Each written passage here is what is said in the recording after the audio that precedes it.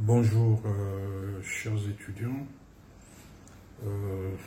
Malgré le contexte actuel, c'est avec un réel plaisir que je souhaite vous présenter mon séminaire sur l'histoire du droit. Naturellement, dans le cadre de ce séminaire, je vais essayer d'être plus synthétique parce que l'histoire du droit est une matière immense qui mobilise beaucoup de documents. Je vais donc me garder d'être excessif dans le propos tout en allant à l'essentiel de ce qui me semble être convenable de maîtriser au niveau qui est le vôtre, puisque vous faites vos premiers pas dans l'étude de la science juridique. C'est pour cela que ce cours qui porte sur l'histoire du droit envisage le droit dans sa formation et son évolution avec la société, parce que il n'y a pas de droit sans société. C'est donc ce lien dialectique entre la société et le droit, avec les différentes dynamiques, que nous allons essayer de comprendre dans le cadre de cet enseignement. L'objectif donc de ce séminaire est de vous conduire à une meilleure appropriation du chemin historique parcouru par le droit depuis l'Antiquité jusqu'à nos jours. Même si au demeurant, l'idée ici n'est pas de vous transformer maintenant et immédiatement en historien du droit. Ce serait fastidieux compte tenu du fait que vous faites vos premiers pas. Mais il nous semble important dès maintenant que vous puissiez, au début de votre formation en droit, comprendre d'où vient le droit, quelle est l'histoire suivie par le droit et quels sont les principaux auteurs des textes juridiques. Cette connaissance de base vous permettra tout le long de votre formation en droit de pouvoir avoir des points de repère et surtout d'avoir beaucoup de réflexes dans le maniement des textes juridiques. Parce qu'au fond, le droit ne se résume pas à une simple technique ou une mécanique juridique. Il faut l'étudier en tenant compte de son objet et de son contexte. Et donc ici, c'est le contexte historique que nous allons aborder. Alors pourquoi étudier le droit? Notamment en première année. Le but de l'histoire du droit est de chercher et de comprendre les différentes formes que le droit a prises dans le temps et dans diverses sociétés. Car il est important de comprendre les aspects historiques du droit afin de mieux éclairer le droit actuel et surtout les productions juridiques à venir. Éclairer donc les pratiques juridiques actuelles par l'histoire du droit devrait vous permettre de mieux comprendre le rôle et la place des acteurs juridiques et judiciaires, mais aussi de mieux maîtriser la diversité des normes juridiques dans diverses sociétés. C'est dans ce sens que Montesquieu, dans l'Esprit de loi, un ouvrage publié en 1748, écrivait au chapitre 26 donc, de cet ouvrage, il écrivait « Il faut éclairer l'histoire par les lois et les lois par l'histoire ». Cette formule a été souvent reprise par de nombreux auteurs qui ont essayé de montrer à diverses occasions, notamment Émile Chénon, que le droit éclaire l'histoire et l'histoire éclaire le droit. En ce sens, tout historien devrait être, selon Chénon, jurisconsulte, et tout jurisconsulte devrait être historien. Donc, il y a un lien entre l'histoire et le droit. Il est important pour un juriste de mieux comprendre l'histoire des règles, d'où viennent ces règles, comment elles ont évolué, comment elles ont été appliquées, interprétées, quelles sont les réformes qui ont été menées, qu'elles aient réussi ou non. Ce qui vous permet, lorsque vous avez une règle de droit, vous avez un principe.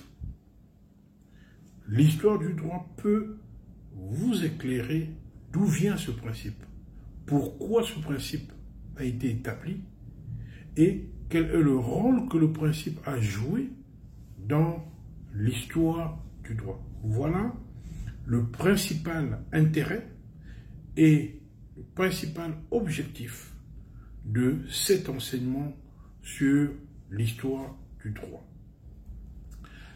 Puisque nous parlons de l'histoire du droit, alors on peut d'emblée, avant de rentrer dans le développement, à titre préliminaire, rappeler, comme je l'ai fait au début, que le droit est un phénomène social. Et donc, toute société sécrète du droit. Comme on le dit, ubi societas, ibis ius. Chaque société a son droit. On peut donc dire qu'aucune société, fût-elle qualifiée de barbare, ne peut exister sans quelques rudiments du droit, sans quelques règles élémentaires qui permettent aux individus de cohabiter au sein de cette société, en temps de paix comme en temps de conflit. C'est pourquoi je pense qu'il faut évacuer la thèse selon laquelle le droit est forcément d'importation pour certaines sociétés, ou bien qu'il existerait des sociétés qui n'avaient pas de droit. Ceci est faux. Une chose est de retrouver les traces du droit, et souvent c'est difficile lorsqu'il s'agit des sociétés où prévalait l'oralité, c'est-à-dire il n'y avait pas vraiment d'écrit en tant que tel, mais ça ne veut pas dire que comme il n'y avait pas d'écrit, le droit n'existait pas. Non. Parce que l'écrit est une technique d'expression. Certaines sociétés ont toujours privilégié les techniques orales plutôt que les techniques écrites. Tel est le cas, par exemple, des sociétés africaines. Ainsi donc, les systèmes juridiques ou préjuridiques non occidentaux font souvent débat.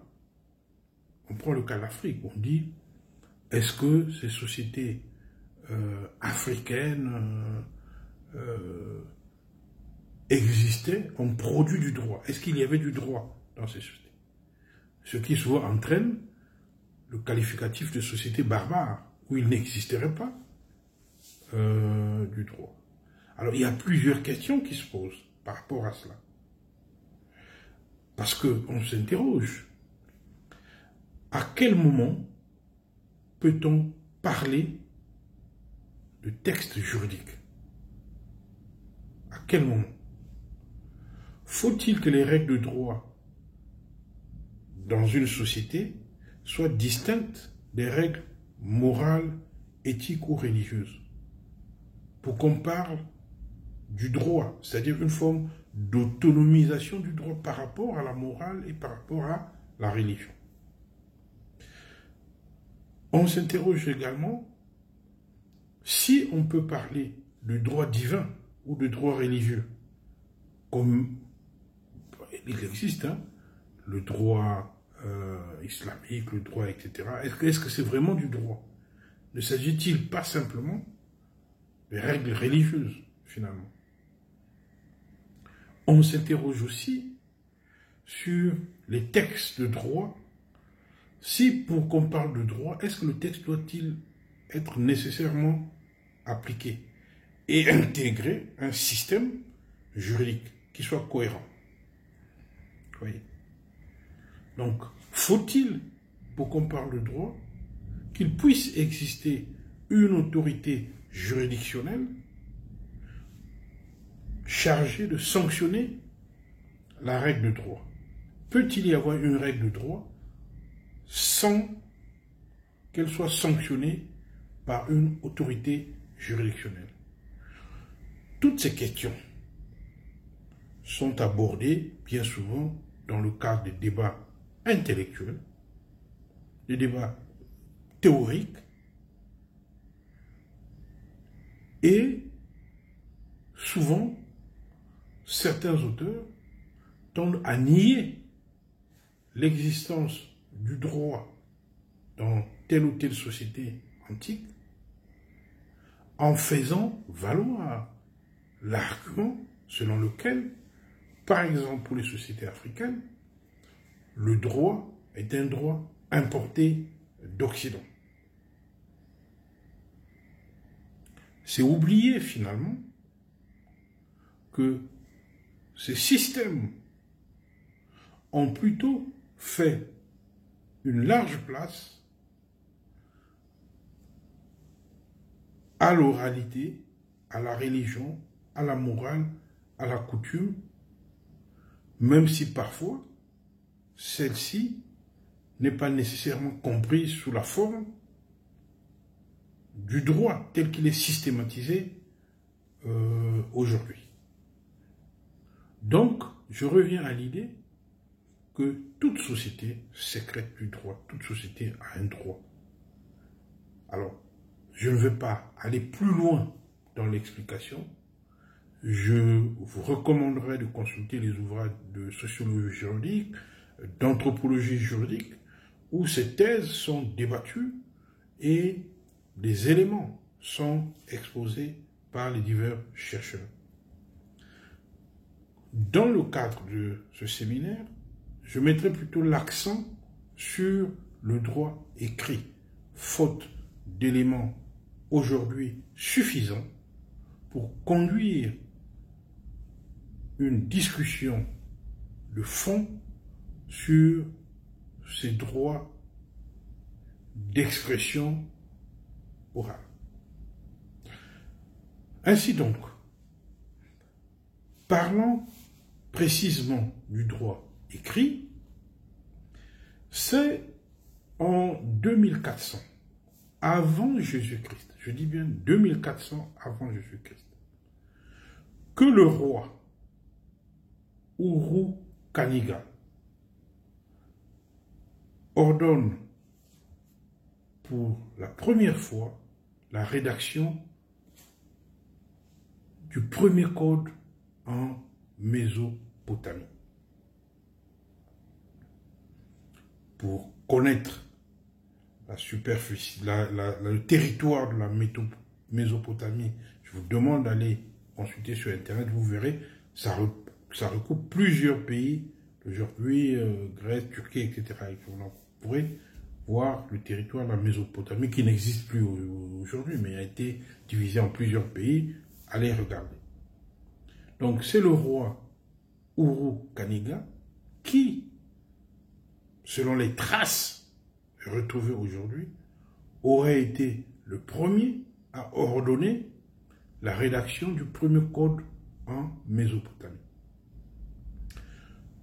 Puis, plus tard, en 2100 avant Jésus-Christ, ça sera le tour de Ur-Namur, un autre roi mésopotamien, mais dont le code nous est parvenu aujourd'hui de façon parcellaire. Donc voilà les premiers textes, les premiers fragments de textes que l'on a retrouvés pour dire que c'est là-bas que les premiers chefs politiques ont ordonné qu'on mette par écrit un code juridique qui va réguler la société. Un peu plus tard, et ceci est le texte le plus connu, le roi Hammurabi, va établir son code, qu'on appelle le code d'Hammurabi, qui date, lui, de 1750 avant Jésus-Christ. Je dis bien avant Jésus-Christ. D'après le code d'Hammurabi, le roi n'a pas créé le droit. Le roi n'a pas créé le droit. Mais il a reçu des dieux, comme Moïse avait reçu les tables dans la Bible. Donc, le roi n'est pas le créateur tant que tel du droit. Il reçoit le droit. Le droit donc a une essence divine. C'est un don des dieux aux hommes. Ce sont les dieux qui insufflent au roi les règles à établir dans sa société. Ce droit d'essence divine, on va retrouver ses traces dans de nombreux écrits des poètes comme Homère, qui dans la guerre de Troie parle de cela. On retrouvera ces mêmes traces dans des ouvrages des philosophes comme Platon, Aristote, Socrate, qui vont s'inspirer de ces règles pour, à leur tour, rédiger des constitutions pour certaines villes grecques. Mais c'est à l'époque romaine, finalement, que le droit va être systématisé de façon méthodique et l'on verra apparaître donc des textes majeurs qui vont marquer le développement du droit. Au IVe siècle, l'Empire romain change de visage. Et en 326, l'empereur Constantin, l'empereur romain Constantin, il va fonder la partie orientale de son empire. Et il va créer la ville de Constantinople. Constantinople. C'est en Turquie aujourd'hui. On parle d'Istanbul, etc. Aujourd'hui. La ville de Constantinople va être la capitale de la partie orientale de l'Empire romain. Et donc il va rivaliser avec l'autre capitale, Rome, qui est donc la capitale de la partie occidentale de l'Empire romain. À cette époque, on a donc au sein de l'Empire romain deux versants. L'un occidental, qui est latin, mais rural, et puis l'autre, donc vers Constantinople, qui est urbain et où foisonnent les activités commerciales. Après Constantin, c'est l'empereur Théodose qui va prendre le pouvoir. L'empereur Théodose prend le pouvoir, poursuit l'œuvre de Constantin. Mais à sa mort, ses enfants vont se disputer le pouvoir. ses fils, finalement, vont partager l'Empire. À l'un qu'on appelle Arcadius revient l'Empire romain d'Orient, donc la partie orientale, tandis que son autre fils, Honorius, reçoit l'Empire romain d'Occident. Donc, les deux parties vont se comporter comme des entités autonomes. Vous voyez que les conflits d'aujourd'hui, mesdames, messieurs, chers étudiants, vous pouvez parfois les comprendre en étudiant l'histoire du droit. Déjà donc, à la mort du roi Théodose, il y a déjà une lutte pour le pouvoir. Alors qu'il existait une constitution qui établissait les règles. Mais les enfants du roi Théodose ne se sont pas entendus. Ils ont préféré éclater l'Empire en deux entités qui vont devenir autonomes. Et celui qui va prendre la suite de Honorius,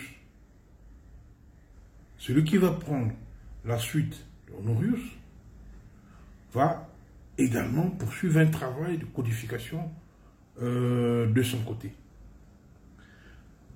Mais celui qui nous intéresse plus, c'est celui qui prendra la suite de Arcadius. On va l'appeler Théodose II. Théodose II. Il va régner entre 402 et 450. Entre 402 et 450. De notre ère, donc après Jésus. Théodose II va entreprendre la première codification officielle du droit au sein de l'Empire. Il va engager un vaste projet, je dis bien un vaste projet, pour essayer de rapprocher le droit qui est établi dans les deux parties de l'Empire. Comme on le fait aujourd'hui. Vous voyez que ce n'est pas nouveau. Il va mettre en place une commission de 16 membres composés des juristes réputés et des hauts fonctionnaires de l'Empire, et il leur demande de prendre le droit depuis l'époque de Constantin, donc presque un siècle avant, de commencer là-bas, pour essayer de mettre tout ça ensemble dans un document unique. Il y a eu plusieurs constitutions, plusieurs textes. Il faut reprendre tout ça et il veut avoir un texte unique. Donc la commission mise en place par Théodose II est chargée de repartir les constitutions rassemblées par matière entre différents titres. Et il leur demande également, et ça c'est important, il dit, vous prenez des textes anciens, mais il faut que vous puissiez les adapter au temps présent. Voyez-vous, déjà à cette époque, Théodose II ne veut pas le mimétisme bête. Il ne s'agit pas de faire du copier-coller. Il leur dit, vous prenez ces textes anciens, mais vous les adaptez au temps présent. Il ne s'agit donc pas de reproduire bêtement les textes anciens, mais de prendre dans ces textes anciens ce qui est nécessaire pour notre époque, tout en supprimant opportunément les redites, les contradictions qui peuvent paraître futiles pour le temps présent. C'est ainsi, voyez-vous, que la commission travaille durement, produit donc ce qu'on appelle le Code théodosien, qui est promulgué en 438, sous la forme de 16 livres. Pour l'époque, c'est beaucoup de travail. Donc le code théosien, publié en 438, comprend 16 livres. Il faut savoir que ce code théosien va de 438 presque jusqu'à la fin du XIe siècle, deviendra le principal vecteur de la connaissance du droit. Donc, ça va rester des siècles.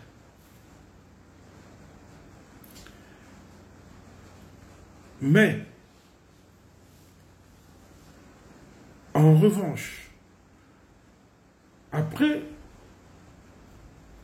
la chute de l'Empire romain d'Occident, l'Empire d'Orient,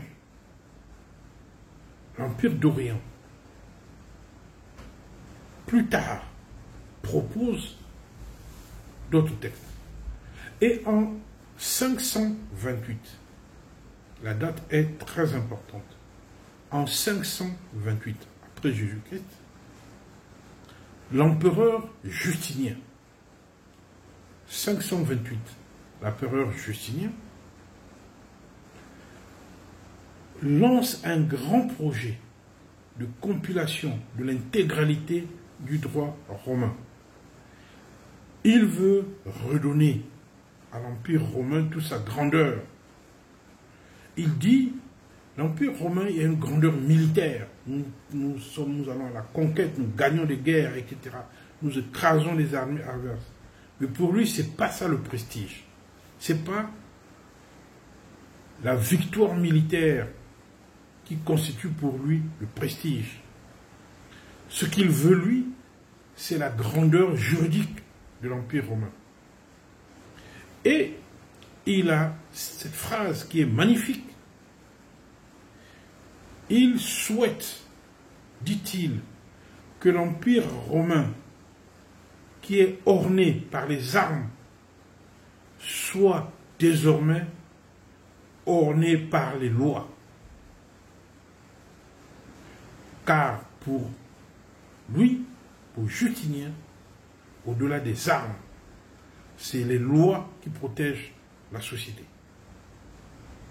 Et c'est dans cet esprit qu'il va donc engager une commission dirigée par le grand juriste tribonien, un excellent juriste tribonien, qui, en quelques années, c'est-à-dire en l'espace de 6 ans, alors ça peut paraître beaucoup aujourd'hui, mais 6 ans à l'époque, c'était vraiment,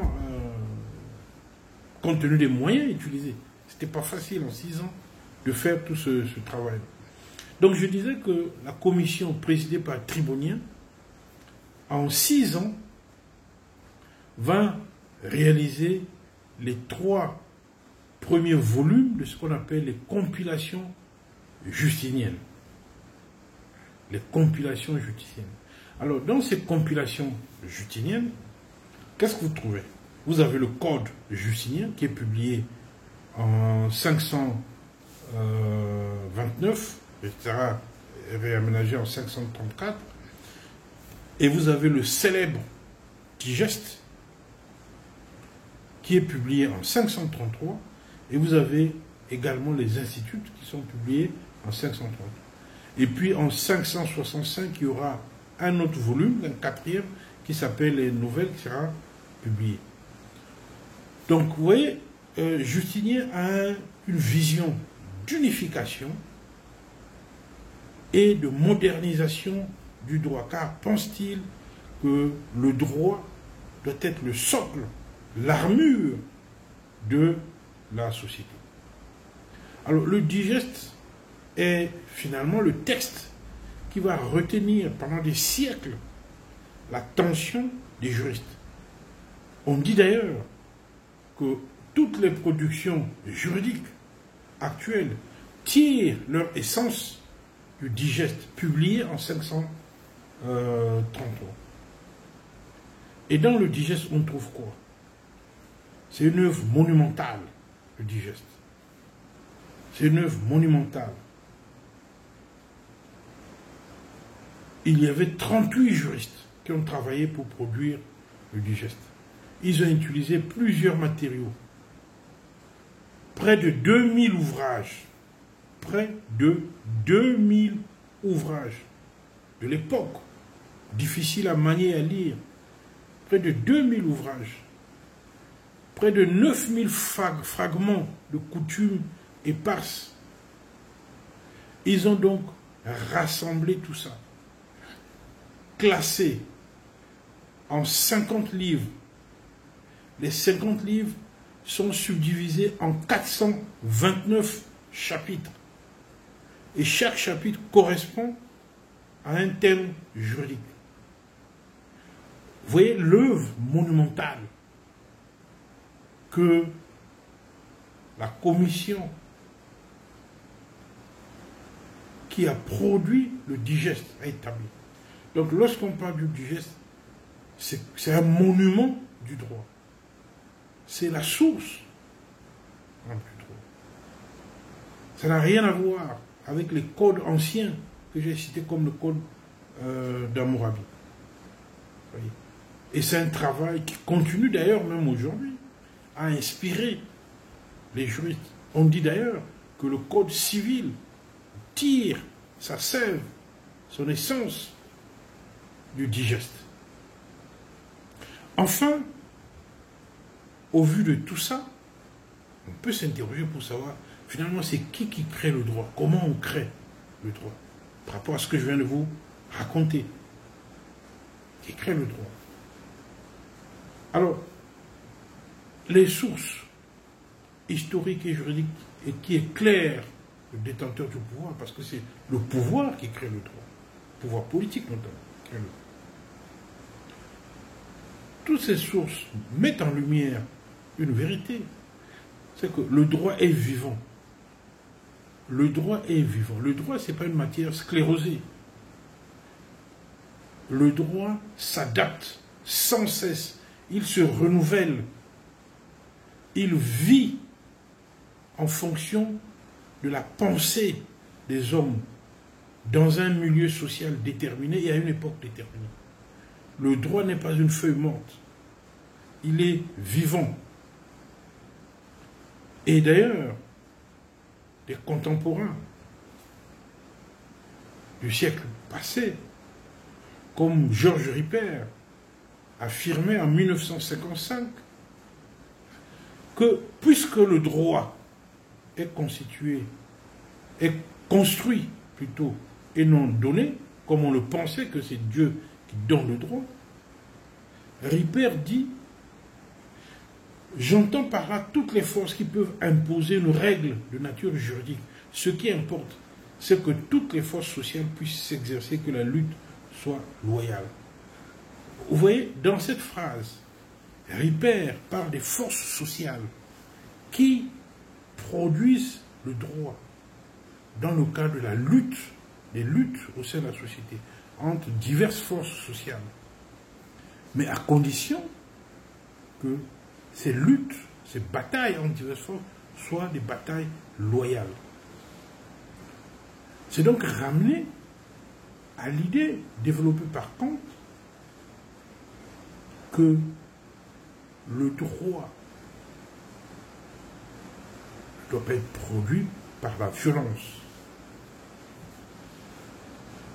Il y a des procédures, il y a des règles pour produire le droit. Même si, évidemment, on peut nuancer ce propos et peut-être même en débattre au vu des réalités de nos jours.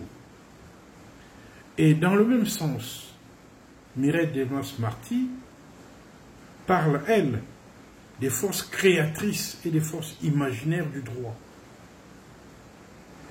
Et elle fait une analyse approfondie en distinguant le législateur des juges, des justiciables.